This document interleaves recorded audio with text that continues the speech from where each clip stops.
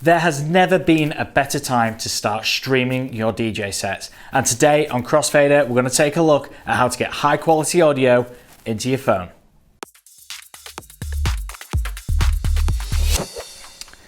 So you need to get the audio from your decks to your phone. Now you can just start live streaming and play it through the speakers, but then you're using your phone's microphone and it's not going to sound very good. In fact, the majority of the time what you're going to hear is the clacking of the buttons as you DJ. Sounds like that. Not very good. So what we need to do is we need to find a better way of getting the audio from the decks into the phone. A great way of doing this is using an audio interface. The Roland Go mixer here is such an interface which works with iOS devices such as the iPhone. It comes with a lightning cable inside the box. Also comes with a micro USB cable in case you're an Android user. So let's have a look at the Roland Go mixer first. The great thing about this little Roland Go mixer is that it's an actual fully fledged mixer for your iPhone or Android device. That means, unlike some of the other solutions we're about to show you, you can actually mix multiple sources into your phone and you can actually use it as a bypass. So, for example, if you're using a DDJ SB3 like we are here, or a DDJ 400, any controller that only has one output on the back, the other solutions, you're going to lose being able to use your monitor speakers or your speakers that you've got at home. With the Roland Go, we can actually connect the speakers to the Roland Go and our phone, which means we get high quality audio for ourselves whilst we're DJing, and we get high quality audio going to your mobile phone. It's dead simple to set up, so I'll show you how to do that now. First of all, you're going to need a couple of cables. You're going to need a RCA cable to 3.5mm TRS jack cable, or more commonly known as an auxiliary cable. What you're going to do with this cable is you're going to plug the 3.5mm jack into the line in on the Roland Go. It has two line ins, so we'd plug that in there, and then the RCAs will go to the output on the back of the mixer. Now we need to connect the Roland Go to our phone. So inside the box is a micro USB to lightning cable, so we'll plug that into the phone and into the USB port here. As you'll notice, there's a green power indicator that comes on straight away as soon as you plug it in. Now we need to plug our speakers into the monitor out. For this, use a 3.5mm jack just as the input. So if you've got another 3.5mm jack to RCA cable, if your speakers take an RCA connection, you can plug your speakers straight into there and plug that into the monitor out. Now we have everything plugged in, make sure center console is switched off. Get some music playing on your controller, and then we can turn the gain up on the keyboard icon, that is for your instruments, and we can turn the gain up on the speaker output so we can hear it here in the studio. Then you can simply open your application of choice. So I'm going to go to Instagram. You can click on live and go live, and you are getting high quality audio straight from your decks into the phone.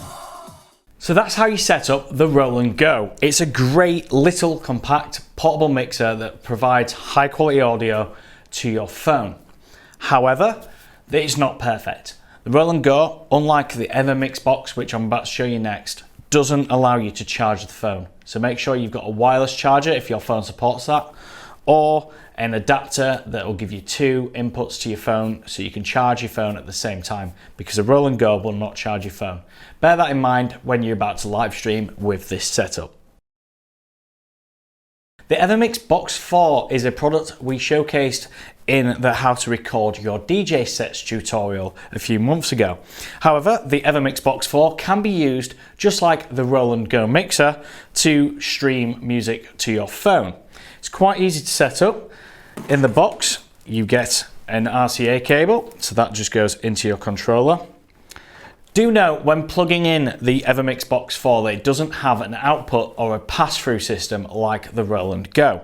So if you're using this with a controller like the DDJ SB3, DDJ 400, anything with just one output on it, you will need to get some RCA splitters as pictured to plug into the back of your controller to give you an additional set of outputs to plug this in. It's a compromise, but it does provide line level high quality audio to your phone nevertheless. If you're using a big controller with 2 master outputs or a record out feature, just plug this box into your record out or your master 2 and you'll be absolutely fine.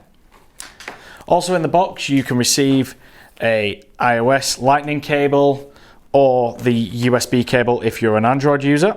So we go ahead and plug that in. Now that you've plugged this all in, you can plug in a micro USB cable into the Evermix box and plug that into the power, and it will actually charge your iPhone and iOS device whilst doing your live stream, which is a big advantage over the Roland Go mixer. Then it's just as simple as getting some music playing and heading into your live streaming application of choice and hitting go live. High quality audio is now coming through to your phone, so you can go live with that and stream straight away. Do note that the Evermix logo will flash red whenever you are peaking, so if you're playing a little too loud and the Evermix box is picking up a little bit of distortion, it will flash red just to notify you that you need to turn down ever so slightly. So bear that in mind. For our final method, we're going to look at the Rode SC4. Now this is a TRS to TRRS adapter. If you don't know what they mean, click the top right hand corner and head to our cable guide where you can learn all about the different cables and how they work. Essentially, what this little cable here, this little dongle is doing, it's taking a 3.5mm auxiliary cable, just like this one, that we can plug into the back of our controller. It will take that feed and convert it into the microphone input needed by a phone. Now this being an iPhone, of course, it doesn't have a headphone port on it anymore, but we can use this handy little dongle that comes from most Apple stores and we can plug this in. So what you need to do is plug this into this adapter, into your phone, and then you simply plug the feed from your decks from the master output or the master 2 or record out if you have them into this, and then plug this into your phone. Now this isn't a perfect solution. Your mobile phone is expecting a microphone input, and as such the microphone is run a lot louder, it's amplified by the phone, it's a lot louder than the line level audio that's coming out of your decks. So you can either use a attenuator, so you can plug a little volume control basically in line, so if you in between the phone and your decks you can buy a 3.5mm attenuator. They're not much money, you can use that to control the levels. Otherwise what you've got to do is you've got to keep your levels very low on your decks.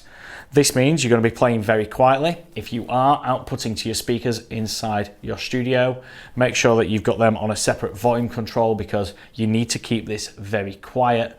Otherwise, you run the risk of distortion whilst going live on your mobile phone. It's not ideal. It is in mono, so it doesn't sound as good as the Evermix or the Roland Go or any other iOS mixer that can provide a line level input. That's essentially what we're looking for to get the high quality audio into the phone, a line level input. We don't like using this method, but it is a very cheap way of getting set up, and it does sound better than using the inbuilt microphone on your phone and just, you know, playing loud in the room. It sounds better than that, but do be careful of those levels. And we've also heard that these little adapters have been a bit troublesome with this setup. So if you are having problems, try starting with almost no volume whatsoever and then raising it slightly to get this to work. And there we have it. The best ways of getting high quality audio onto your streams using your mobile phone.